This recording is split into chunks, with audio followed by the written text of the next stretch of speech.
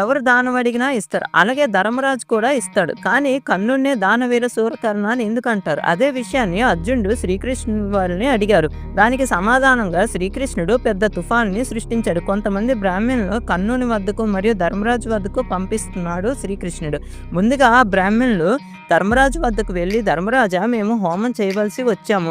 మాకు 100 కేజీలపు చందనపు చెక్కలు కావాలి అని అడిగారు. ధర్మరాజు తన భటులను పంపించి రాజ్యమంతా వెతికారు. కానీ అన్ని చోట్ల తడి చెక్కలు ఉంటాయి కానీ ఎక్కడా పొడి చెక్కలు ఉండవు. కాబట్టి నేను ఇవ్వలేను అని, తడి చెక్క ఇవ్వలేము కాబట్టి దీనికి బదులుగా మీరు ఇంకోటి ఏమైనా కోరవచ్చని అడుగుతారు ధర్మరాజు.